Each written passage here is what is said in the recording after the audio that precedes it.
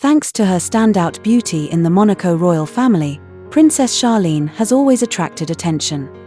On January 25, 2024, she celebrated her 46th birthday with a visit to a century-old bakery in Monaco alongside her husband and their 2 children, where a 7-tier platinum-colored birthday cake awaited her. Although Charlene was bundled up in modest, neutral-toned clothing, her striking presence effortlessly outshone her husband and children, making her the center of attention in front of the cameras. Unfortunately, this spotlight was likely the last thing she wanted, because in days, a major scandal had swept through the Monégasque royal family. The man who stirred up the storm is Claude Parmereau, formerly Prince Albert of Monaco's most trusted accountant. Parmereau served the Monégasque royal family for 22 years. Though officially an accountant, he functioned more like a chief financial officer, overseeing Albert's investments, expenditures, and financial reconciliations. Because of this, he likely came to know far more than he was ever meant to, and in the summer of 2023, he was abruptly dismissed. At the time, an anonymous website called Dossiers du Rocher published a series of documents accusing Monaco's top officials of colluding in financial fraud. Among the leaked materials were emails between Prince Albert and his chief accountant, Claude Parmereau. The authenticity of the documents was never confirmed, but rather than defending Parmereau, Albert swiftly fired him and another chief of staff, citing a breach of team trust. It was a textbook example of throwing someone under the bus once they're no longer useful. Bitter over his dismissal, Parmereau not only sued the royal family for €1 million but has also begun leaking damaging information. He approached Le Monde, France's largest newspaper, and handed over 5 notebooks filled with details of various transactions, records he had compiled over more than 2 decades. Naturally, Le Monde wasn't about to miss out on this sensational scoop. They released the contents of Parmereau's notebooks in a 4-part investigative series, giving the public a rare glimpse into the financial inner workings of the Monégasque royal family. First up is the scandal involving Princess Charlene. Even before she married Prince Albert, his reputation as a playboy had already spread across Europe.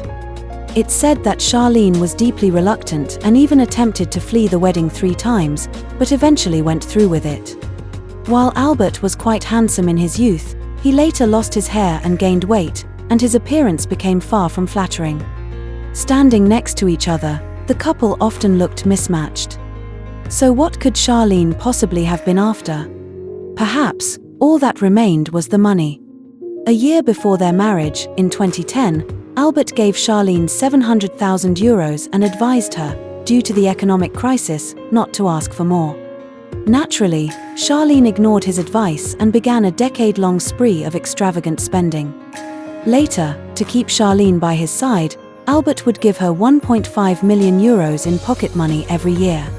By comparison, Albert's older sister, Princess Caroline, only received €900,000 annually, while his younger sister, Princess Stephanie, was given €800,000.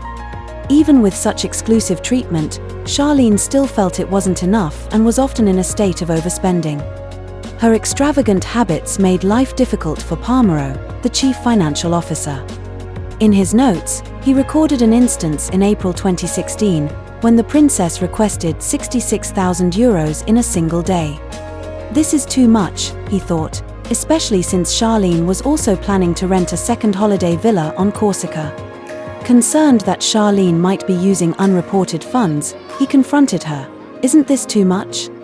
Your behavior is dangerous." Additionally, Charlene spent €860,000 just on renovating her office at the Prince's Palace in Monaco and later spent €826,000 renovating her holiday villa in Corsica. On a day in February 2017, Charlene found herself severely overdrawn and urgently needed to repay her debts. Parmereau reluctantly transferred €600,000 to her. In 2020, the same scenario repeated itself, with Parmereau again transferring €200,000 to her, along with €5,000 in cash. Meanwhile, Charlene's family also benefited. In 2022, when her brother, Sean Whitstock, needed money to buy a house, Charlene directly took funds from the royal family, requesting a total of €900,000 in 3 separate installments. So, just how severe was her overspending? At the end of 2019, Palmero did the math. By that time, Charlene had been married to Monaco for 8 years, and her allowance should have totaled 7.5 million euros. It wasn't always 1.5 million euros a year initially.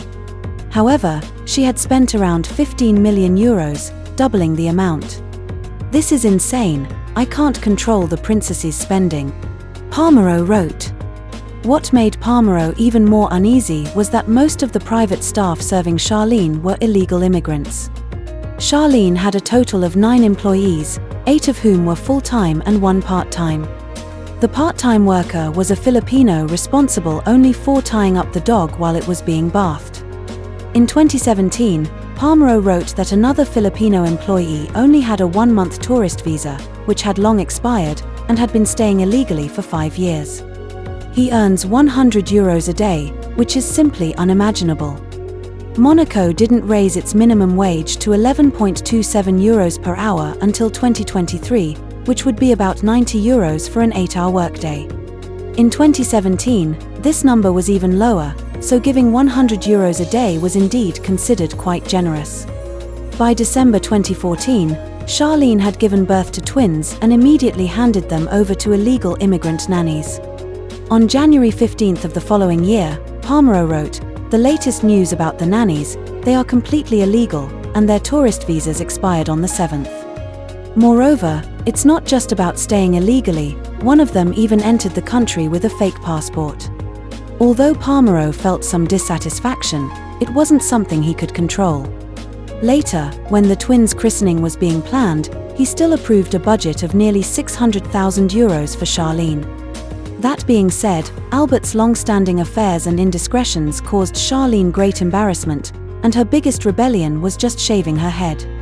Spending money isn't a big deal. According to Palmero's notes, Albert secretly opened a bank account in France, specifically to send money to his mistresses and illegitimate children, and Charlene was completely unaware of this until Palmero exposed it. One could say that if the princess doesn't spend the prince's money, should it be saved for mistresses and illegitimate children? Currently, Albert has openly acknowledged 2 illegitimate children. One is 21-year-old Alexandre, and the other is 33-year-old Jasmine. Every year, Albert gives them both 344,000 euros as pocket money, but that's not all. Since Alexandre is still young, Albert bought a large ransom insurance policy for him. Alexandre's mother, Nicole Coste, who was Albert's former mistress, launched a fashion brand and opened a flagship store in the Knightsbridge area of central London, with Albert naturally supporting her behind the scenes. As for Jasmine, Albert directly bought her a €3 million apartment in New York. The above is just what Albert has openly acknowledged. According to Palmero, he was also once assigned some special tasks, such as the Mission K in 2012, which involved buying off a woman who had intimate photos of Albert. With each new scandal under Albert's name, we've already talked about some of his past outrageous actions, and with the new revelations exposed by Palmero, it's safe to say it's no longer surprising. For Charlene, the only dishonorable part of this scandal is hiring illegal immigrants, but ultimately, it was the royal departments that failed to conduct proper vetting, and even customs couldn't detect the fake passports. As a princess, she couldn't possibly conduct background checks on everyone herself. In Charlene and Albert's marriage, love is not something to rely on, so filling it with money can be considered a form of comfort.